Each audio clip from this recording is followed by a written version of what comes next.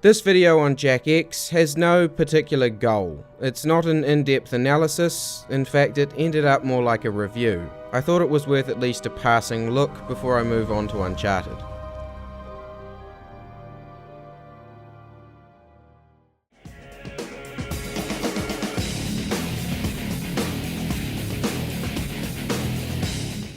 Jak X is a racing game, but that's about as specific as you can be when trying to label it. It's not a kart racer, the handling is too heavy and realistic for that, but it's not a driving sim either. It's not heavy and realistic enough for that, and it's too focused on boosts and power-ups. In the US, it's subtitled Combat Racing, and that's about as accurate as you're going to get in just a couple words. In a few more, slightly more useful words, Jak X is a racing game which controls somewhere between a kart racer and a driving sim, and is about weapon power-ups and constant boosting. Ready, go!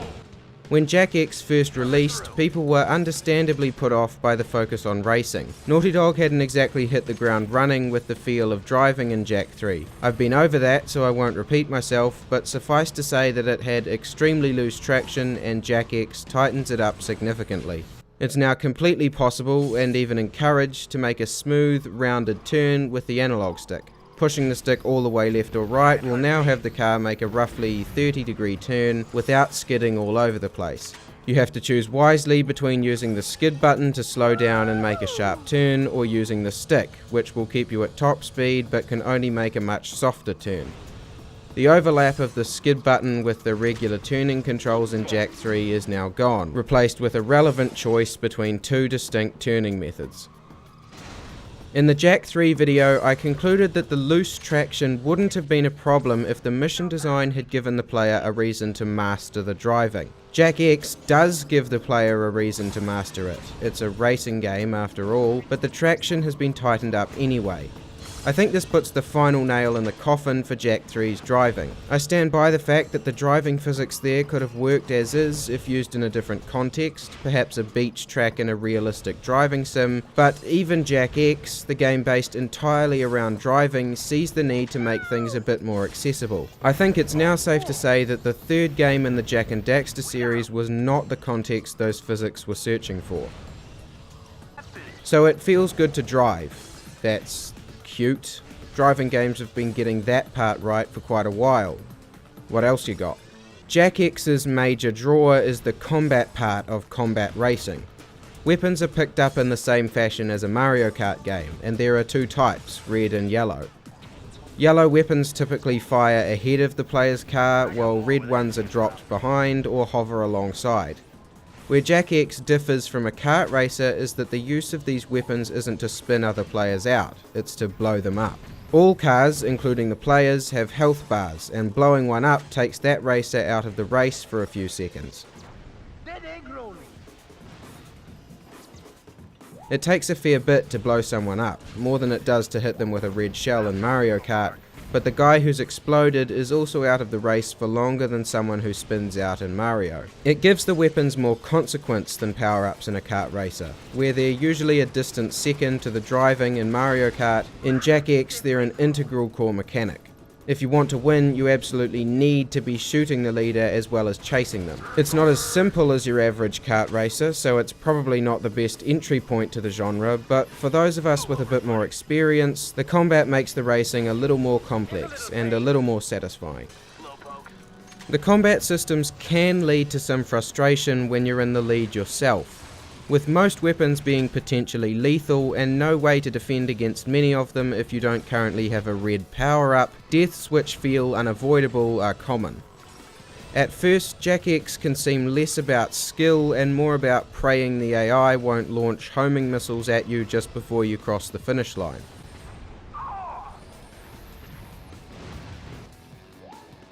It certainly makes things more tense, but when it's bullshit, it feels really bullshit. Maintaining first place should always be about skill.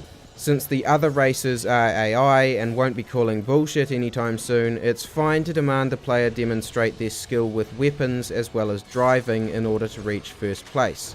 Once they're there though, it's not fine to blow them up if they've been driving perfectly. Perhaps the skill is to always keep a red power-up on hand, but if that's the intention, there's no reason for there to be so many possible red power-ups. The red pickup could have just always given a shield, which would telegraph its purpose better.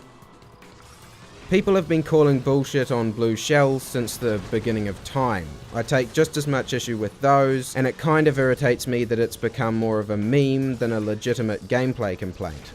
In Jak X, the issue is amplified by the fact that most pickups are weapons and have the potential to be blue shells. Once you start working around it and holding onto your red pickups, you start to take note of the game's more enjoyable elements. It's just that, for a game so focused on combat, there seems to have been very little thought given to defensive options.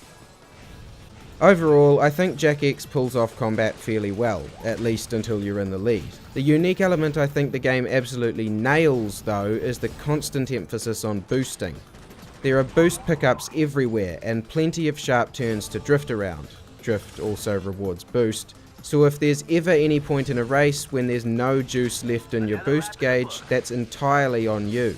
In most kart races, it's certainly ideal to always be boosting, but not always possible, at least outside of high-level play, because of a lack of boost pads, sharp turns, or a way to store up boost power. Since Jak X has boost gauge storage, it's not only ideal to always be boosting, it's totally possible and actively encouraged.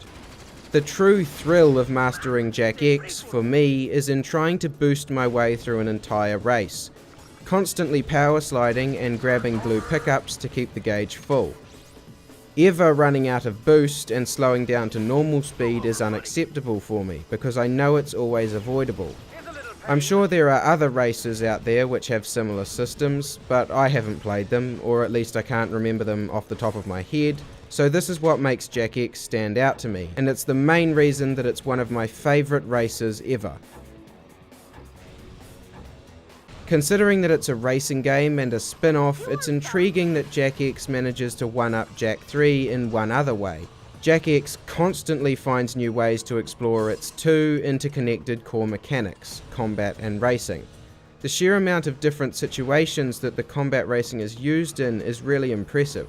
There's your standard 3-lap circuit race, and extra long or extra short 1 or 5 lap races, but Jak X also has capture the flag on short racetracks, death matches in small arenas, time trials with pickups that freeze the clock, head-on crash challenges, big game hunting in arenas, and continuous boost challenges, among others.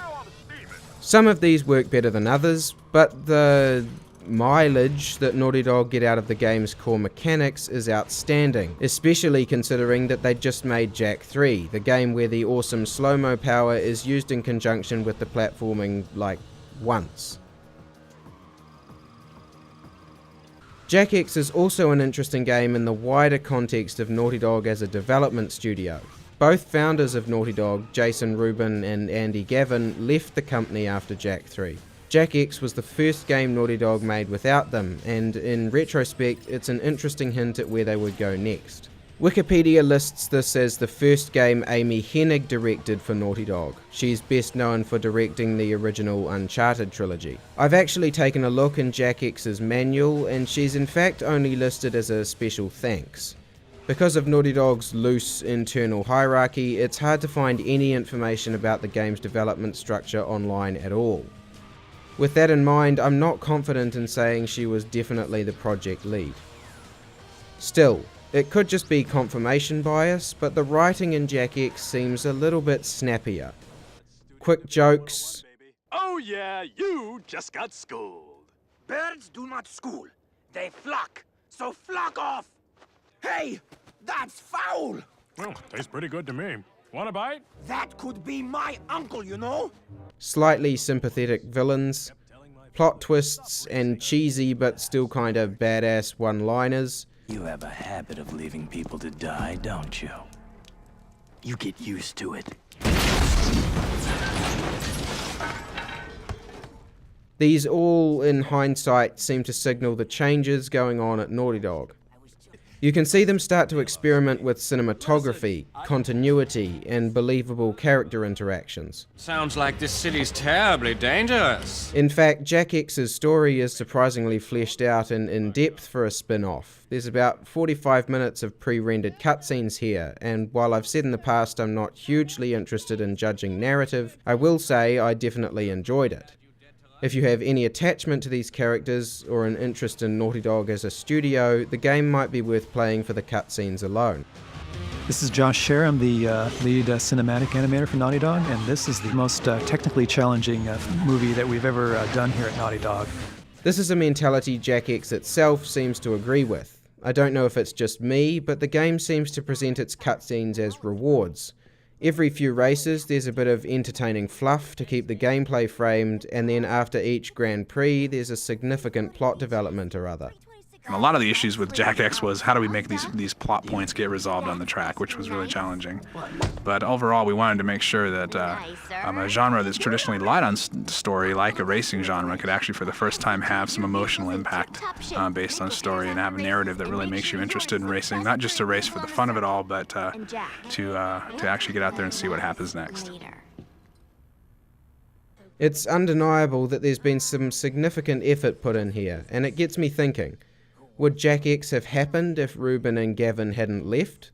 Was Jak X a testing ground for Uncharted? Or did Uncharted only start to focus on story presentation after the team felt it worked so well in Jak X? They're questions we're unlikely to ever get answers to, but they're questions that make Jak X far more intriguing than it might first appear, at least in a wider historical context. That's what I call a photo finish. When I first sat down to play Jak X for the first time in about 6 years for this video, I recorded a handful of races and was going to leave it at that, since I knew the video was going to be brief. Since then, though, I've actually gone back and replayed the entire game again. That handful of races reminded me just how much fun Jak X is, and I couldn't tear myself away. It's never shown up on the PlayStation Store, and never got an HD remaster. Possibly because of music licensing issues, possibly because Naughty Dog wants us to forget about it. Man, shooting race cars? The game is stupid. I think that'd be a damn shame, and if you've still got a PS2 hanging around somewhere, I'd highly recommend giving Jak X a go. It's not exactly expensive these days, and it's one of very few PS2 games that actually supports 16:9 widescreen. It doesn't just chop off the top and bottom of the image, it actually shows more. It's got options for progressive scan, and PAL copies can run at 60Hz, so it's one of the easiest PS2 games to get looking good on your modern TV. Give it a go.